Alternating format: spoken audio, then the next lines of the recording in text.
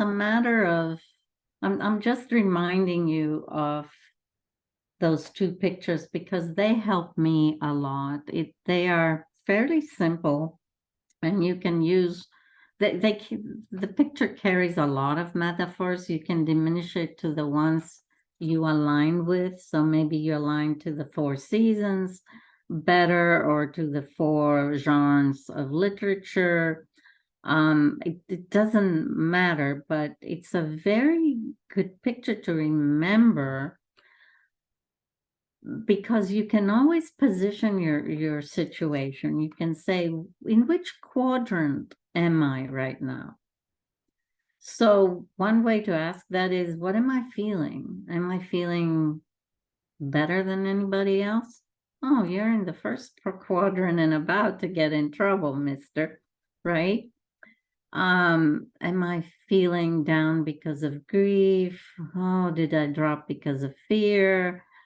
Am I trying to rise up out again through anger? You can find yourself in the quadrant.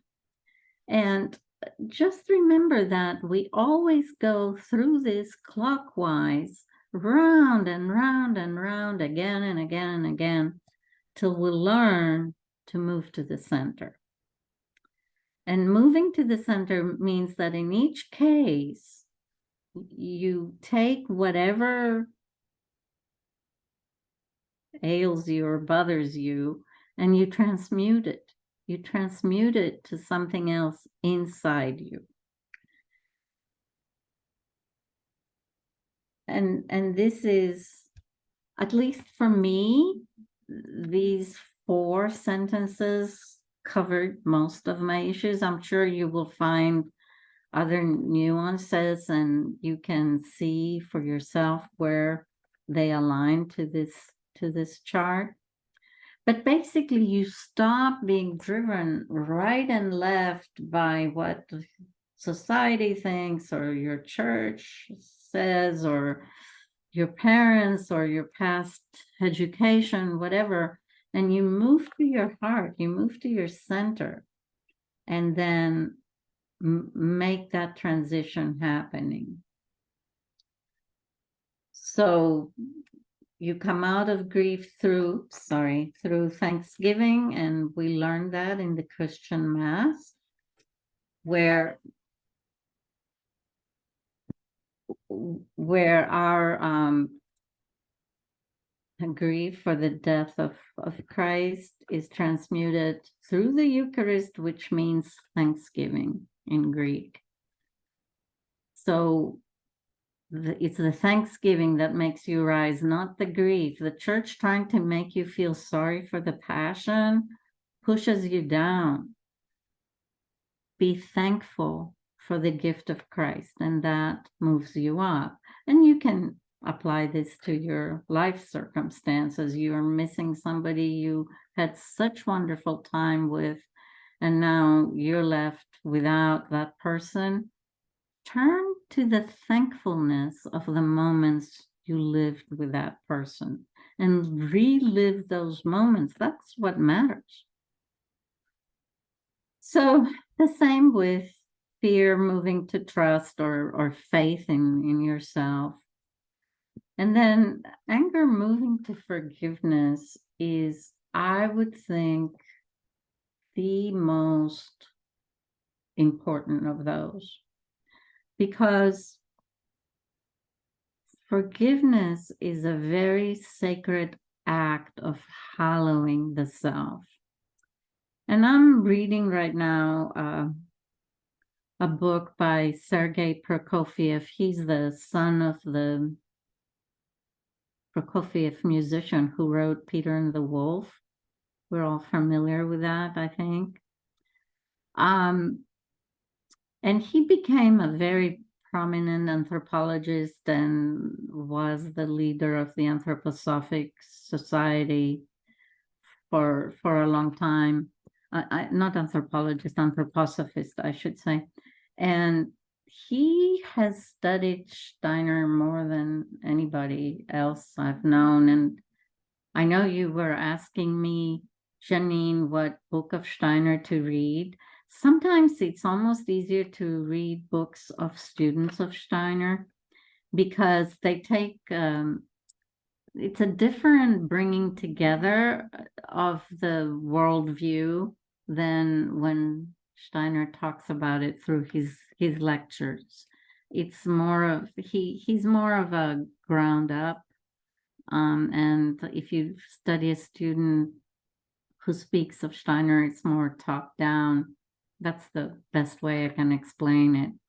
But Prokofiev has written a lot of books, and this is on the occult significance of forgiveness. And he says something very disturbing. He says, when we apply forgiveness, it is not only to ourselves and our fellow humans, it is also to the fallen angels. The fallen angels are unable to return without our forgiveness. And the work involved in that redemption will take eons to go through. Right now, according to Steiner and Prokofiev, we're working on the Luciferic influence. But after that, we'll need to work on the Ahrimanic influence. So Steiner divides the forces that take us out of our divinity or out of our center as Luciferic, moving us up, which means we become way too mental and theoretical and about things.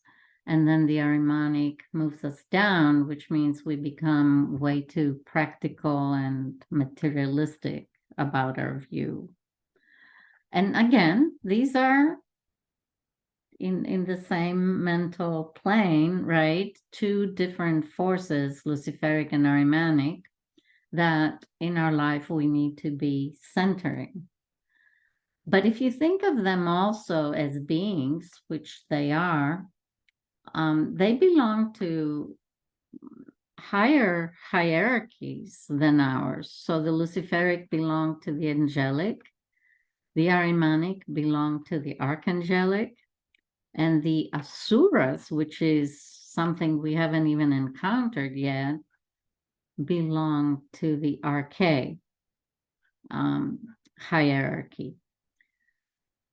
And to think that when they fell, they don't have the ability to go up again. Why? I think it's because what I talked about, that where we are now, we're at the U-turn point, and that happens during the human phase of evolution, right? You go through a mineral, a plant, an animal phase, coming down into matter, and then you go through the human phase where you need to start moving up, and then you enter the more divine states of angelic, archangelic, and archaic. Well, I think what happens is if you miss the opportunity to turn around in that human phase, then you become like a fallen angel, right? And you need to wait for the next wave of beings who go through a human phase to redeem you. That's the best I can understand that.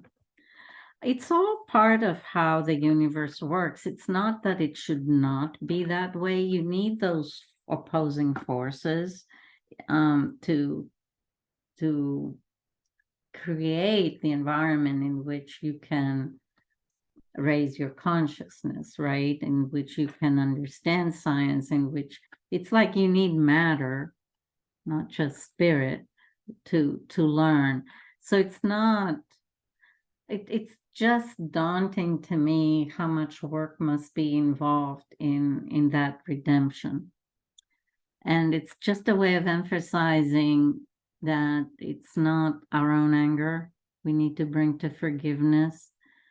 we need to, and that's the other thing he explains, is when Christ lifts the karma of the world, it means he takes these beings, the redemption of these beings into his responsibility, but he can only redeem them with our help because we are in the human phase.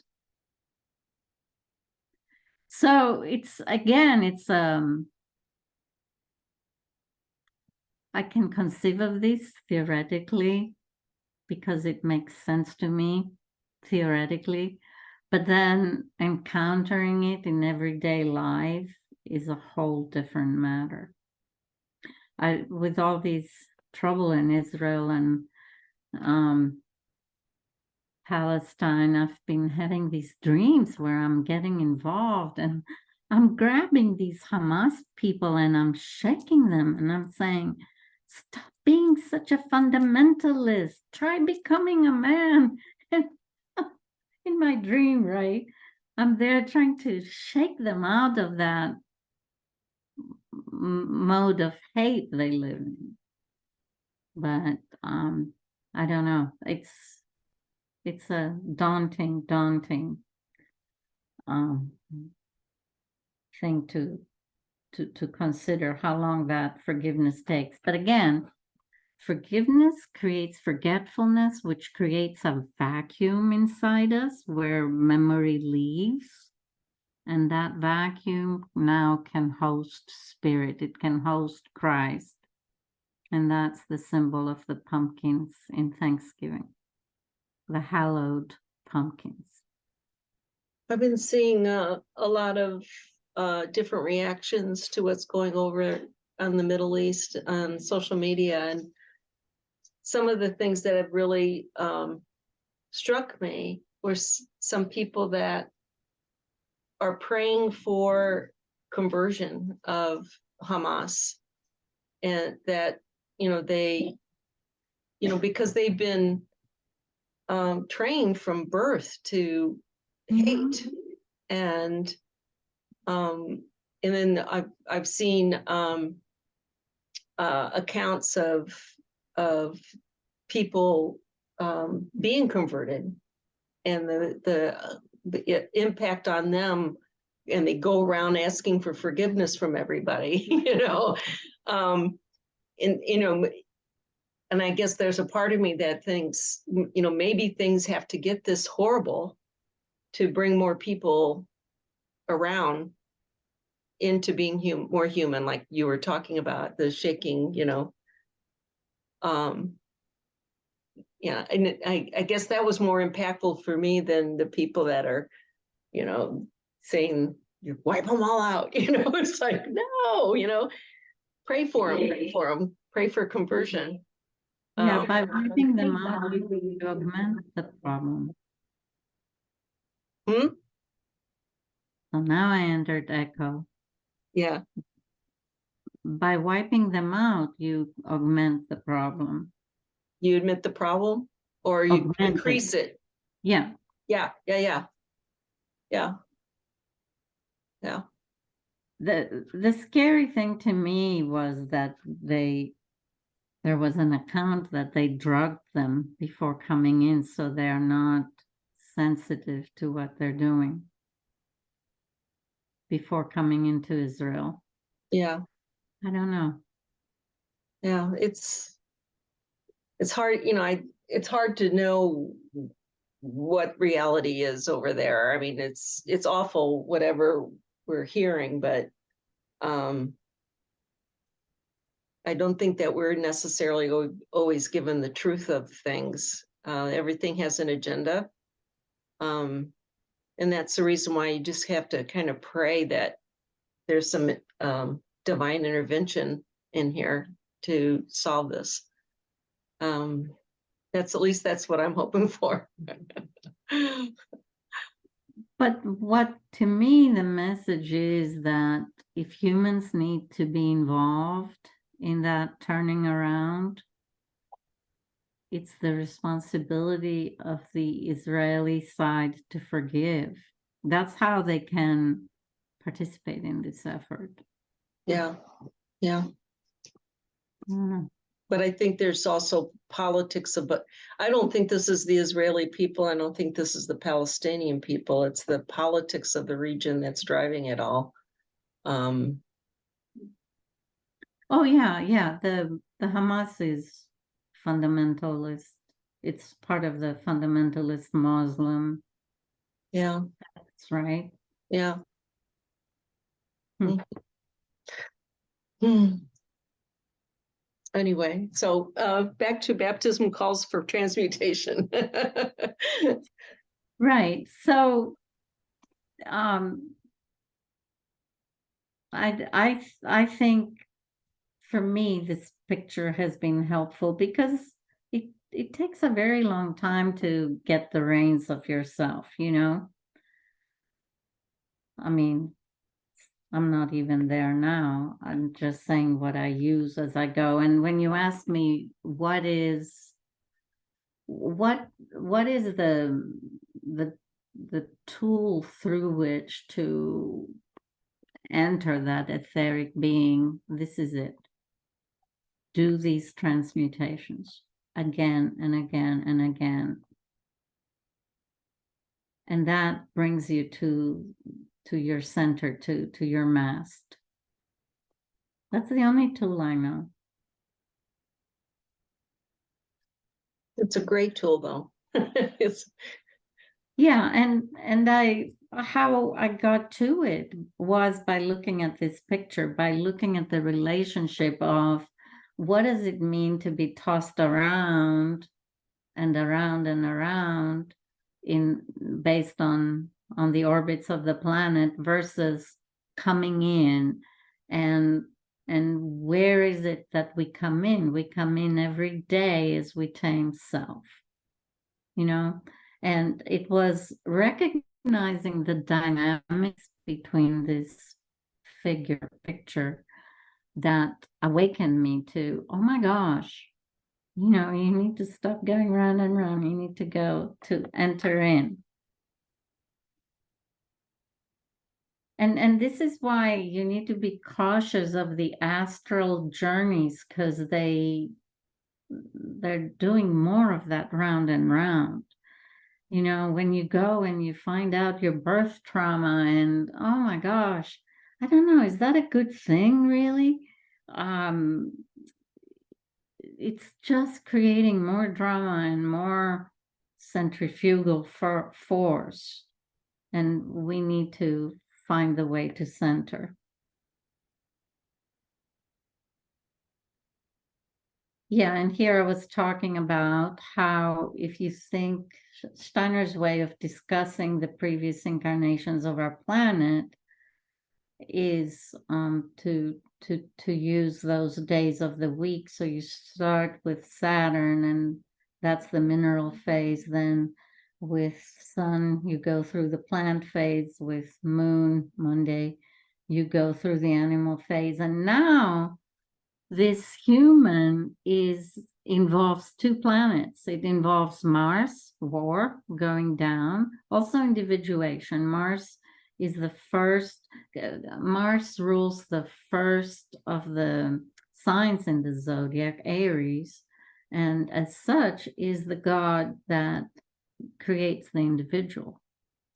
So Tuesday is all about war and individuation. Wednesday is all about the Hermetic law and how to bring all of that within and how to learn the forces of rising and falling. Think of Hermes in Greek.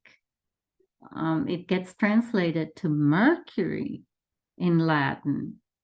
And that's not an accident because remember when we had thermometers and they had mercury in them, and the mercury would rise if you had fever and it would go down if you had hypothermia? And that's how all thermometers work, right? Or used to with mercury before we entered this digital age. It was more, our concepts were more alchemical, so to speak. And there you have the Mercury rising and falling. And in ancient science, this rising and falling was much more predominant in people's mind. Now we think, oh, it's just another digital number, 96, 97, 98, right? But I remember my uncle was a microbiologist, and they would do the analysis of the blood and all these things. Well, you know how he detected whether you were pregnant or not? He had a little whatever you call the tank, like what you put fish in, right? But he had frogs in it. And he would put the urine in that tank. And if the frogs rose to the top, you were pregnant.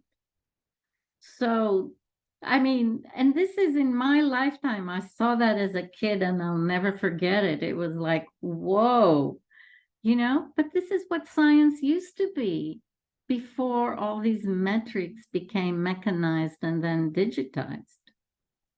So that was your pregnancy test. If the frog comes up,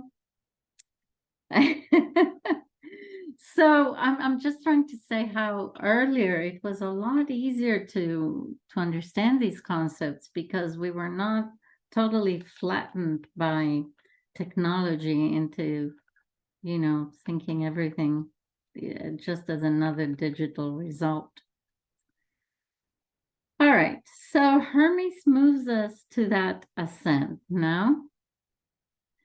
And all I talked about, manas, buddhi, atman, these really will happen in the next incarnations of planet Earth. We can only do them as a soul journey today. So we're not actually creating a manas body about us.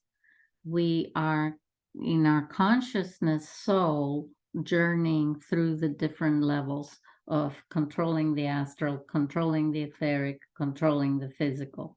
But it's in our soul's essence. There is 3 more planet incarnations in which these will become actual bodies.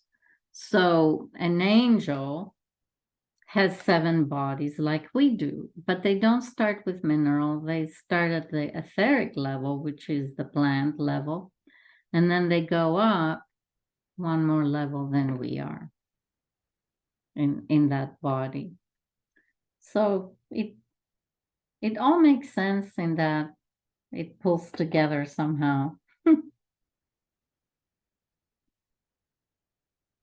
Oh, and here I was aligning in what we have already discussed about the Masonic levels and the levels as defined by the East, Manas, Buddhi, Atman. I show from the Hermetic perspective how do things change. So when you live between 1st and 3rd chakra in the physical realm, and then when you cross over and move above the 4th and you're living between 4th and 7th chakra, you encounter the energy realm. Above the 7th chakra to the 10th, you encounter the mental realm. And that's when I talk about Mary Diamond talks about where your magician's hat, and she says, lift your arms up, and where they meet, right? The top of the magician's hat, that's where you have the observer. That's where you mentally empower the observer in you. So always, she says, before dowsing, before doing feng shui, before doing healing anything, move to that observer point. So you are in your mental realm then. So that's like the 8th and 9th chakra up there? So in my opinion, that would be the 9th.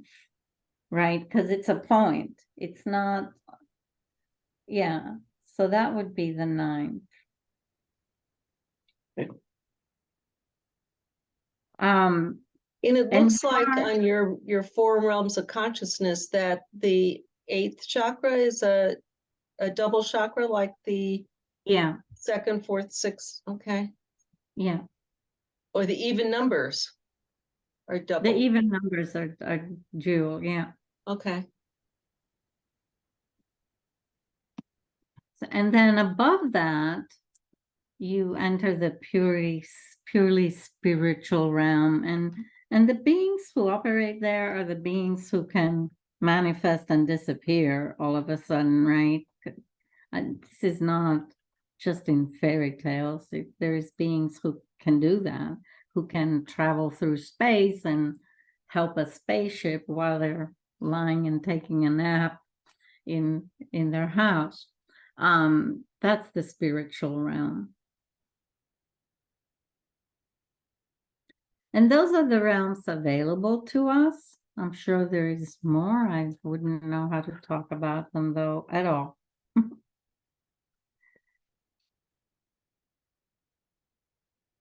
And I wanted to bring this Tetractys to bear only because, again, it's a very quick way of understanding how the realms differ.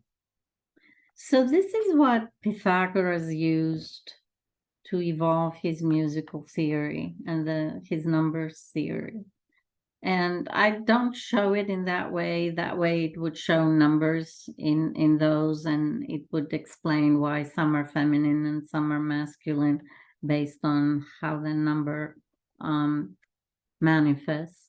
But here I show it more from a philosophical standpoint, that you have 2 major realms, the realm of being and the realm of becoming. And you move from the realm of being, which is really the one source realm, by creating the masculine and feminine, which is a prerequisite for the becoming. And you have at the top is the divine source.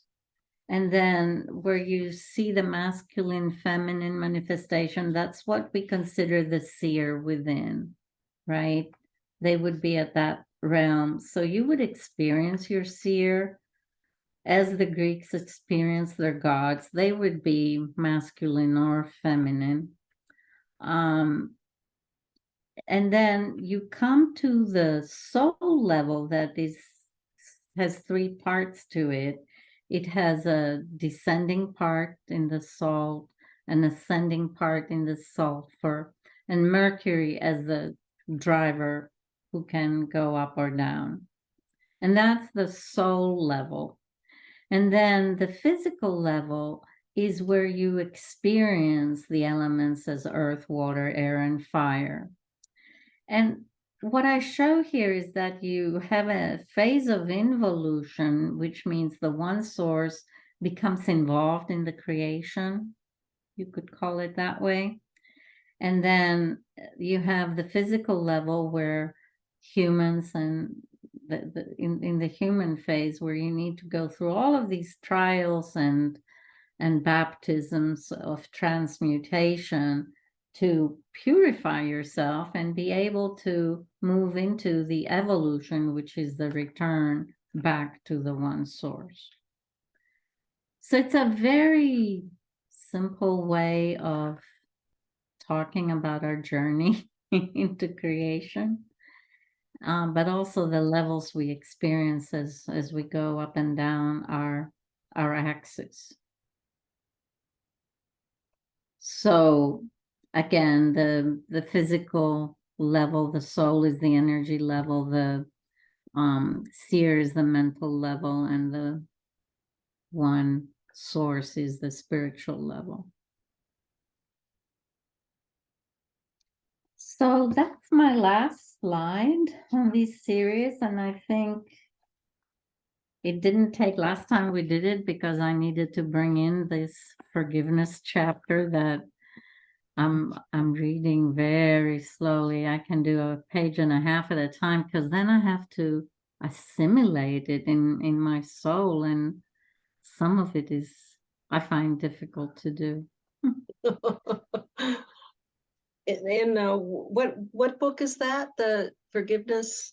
The occult significance of forgiveness. Oh, okay. Yes, yes. I actually pulled that up while you were talking about it. So looks interesting. And this is based on his readings of Rudolf Steiner. Yes, and examples he brings from the Holocaust, right? And because he, as he was growing up, I'm sure he heard a lot of the Holocaust stories in Europe.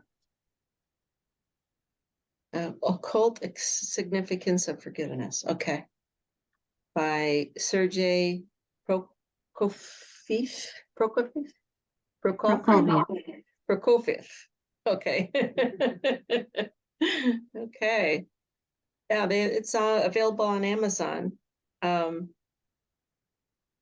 Would you say this is a difficult read, or just something that's so packed with information that you have to take it slowly? The latter. Okay. It is difficult only because he's Russian, and Russians, Greeks, Germans have a problem. They built an entire paragraph out of one sentence. So when you translate that, because the grammar is missing in English, it's not as easy to do all the correspondences as if you had heard it in the original language, provided you understand the original language. So it takes me some time to pull apart his paragraph and then put it back together. But it has to do with language. You have the same problem with Steiner because he spoke in German, right? Right. So you need to go slow, if nothing else, because of that. But also the concepts, it takes a while for somebody to accept totally new concepts. You know, like what I was saying, to redeem the fallen angels. Oh my God, I thought we had it back enough. Redeeming our own deeds, right? And when I read that, I was like, oh, this will never end. I swear this will never end. So remember I talked, if you think of Taurus being in the 3500s, 3500 BC, Mm-hmm. and that this is when we begin to have the brain and we begin to think inside ourselves. In here, in the as Leo moves to Cancer is when you had the flood, and that's when soul comes into the physical. Actually, the ark of Noah is a representation of all the animals, meaning the anima coming inside the vessel. That's the soul. It's a symbolic story about the soul coming into the physical. And it is as you move from a water density to an earth density, because in the Greek mythology, when you talk about the flood, it is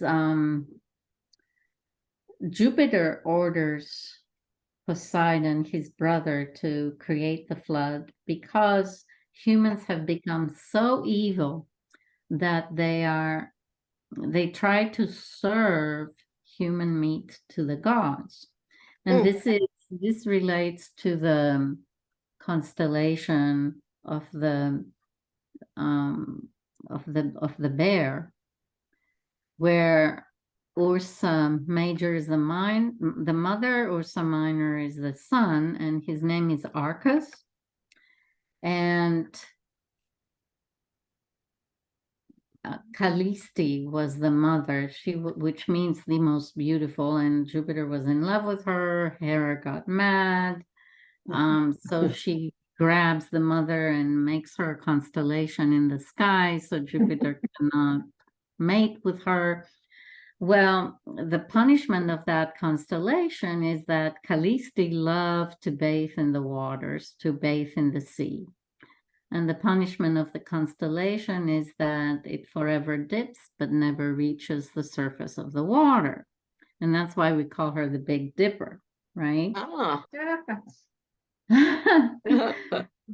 So then the her son Arcos is left all by himself, and his uncle picks him up to raise him, and then the uncle invites the gods for dinner, and three of the gods arrive, and he says, let me see if they can figure out what I'm feeding them. So he kills the boy and serves it to the gods. And they realize that, and that angers Jupiter enough to say, flood that world out of existence, right? Mm. Because the Greeks, that was the one thing that they really, really punished. If you became a cannibal, they would push you to the other side of the river, and they would turn you into a werewolf. Right? It was what that means, the rivers, if you think of the dual points that I'm talking about, in Greek mythology, the rivers represent different one of these dual points. They interpret it all as a river. So as you move down, you get pushed further and further to the other bank of yet another river. And that's why Dante has the rivers of paradise and hell. And it all comes from that Greek notion of the etheric, that wherever you have a dual level, they experience it as a river. So in the fourth, it's the river of forgetfulness, Lethe. And to counter that, you need to go vertical, and that's aletheia, which means the abolishment of forgetfulness or truth. Right? So you go up to your true north. Anyways, so then Jupiter feels sorry for the little boy who got cut up and cooked, and turns him into the little dipper, the little bear, Arcus. Okay? Mm-hmm. And Arcus and Arcturus and the myth of Arthur in England, they're all interconnected. Anyways, so I went into that to say that in that myth of the flood, the Greek flood, Prometheus helps two humans build a boat and survive the flood. And when they come at the other end of the flood, they are too old to procreate.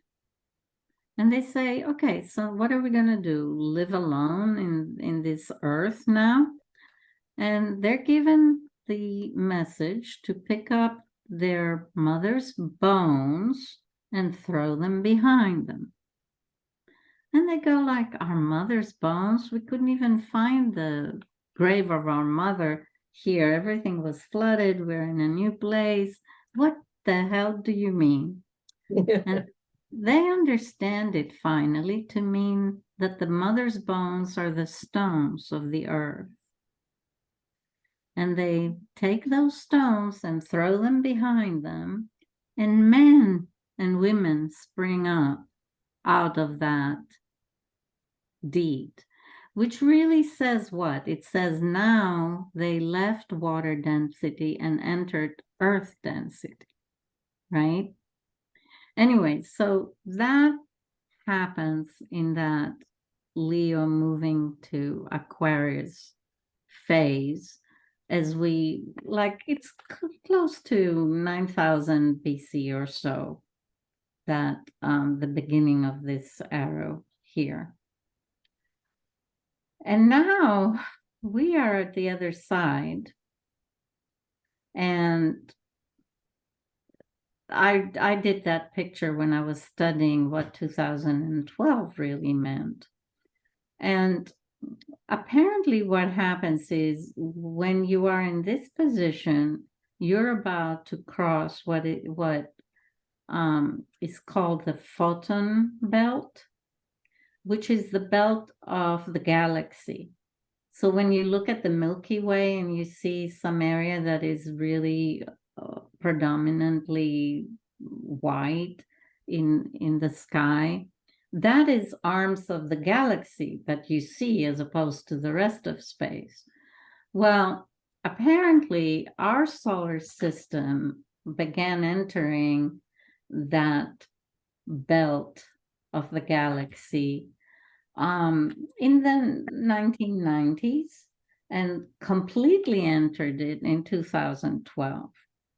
And this is why you see all of these climate changes and a lot more heat, a lot more light, because this belt is photonic, right? It reflects light a lot more than when we were out in just space.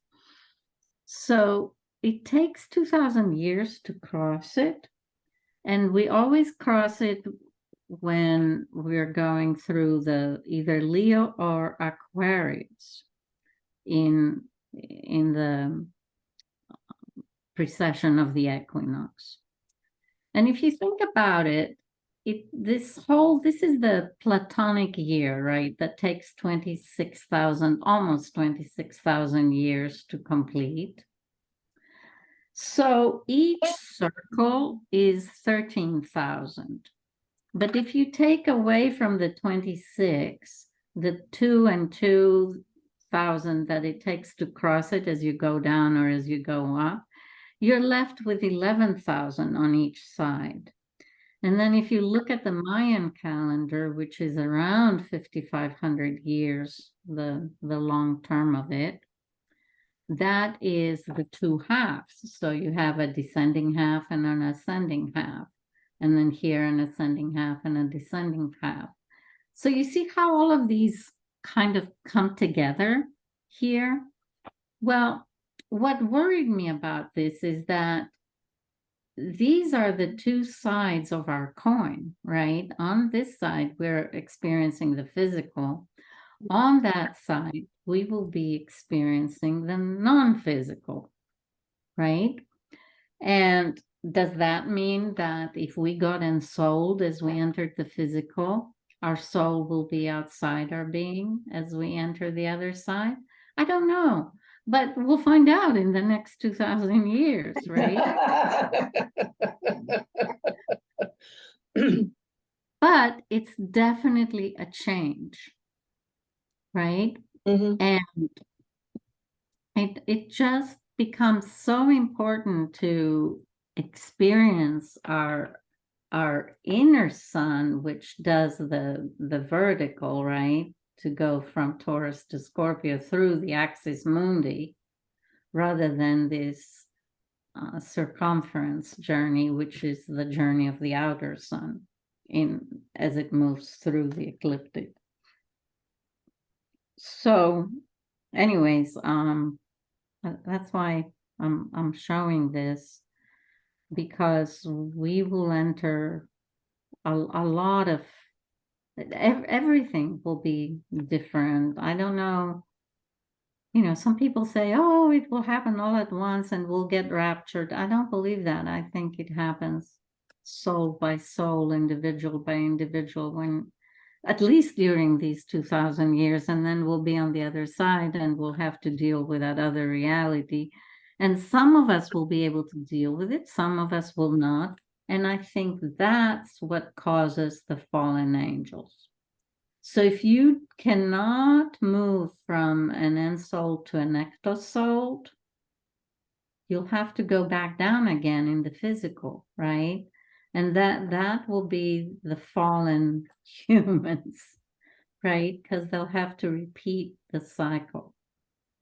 And then they enter this round and round and round, and they have to wait to interact with some other hierarchy wave that is in the process of going through human evolution to be able to U-turn. So each of those circles are 13,000 years. Is that what you were saying? Yes. Mm-hmm. So we're at the end of the insold 13,000. If you 2,000 years, give or take 2,000 years. Yeah, we're done with 11,000. We're in the 2,000 now. And that's the dawning of the age of Aquarius. Yeah. Mm-hmm.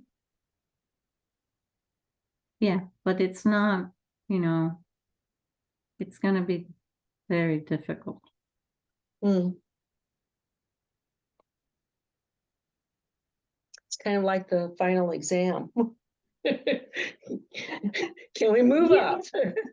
Yeah, it's like, can you move up and survive on the other side? Because on the other side, my experience of it is what I call shared architecture, which is you don't have all these physical boundaries. You cannot, it's like a ghost, you know, it can enter you on one side and exit you on the other or not. And it's, navigation there is very, very different, and you need to totally be in control of your chariot or your vessel, whatever you want the metaphor to be. Sounds intriguing. So this is the redemption of the angels. Yeah. The fallen angels. Yeah. And that's all it means to be fallen, right? That you couldn't enter that phase. You just, oops, you repeat the circle. But who are you repeating it with, right? It's the next wave. All right, ladies. Thank you so much again. This was really interesting.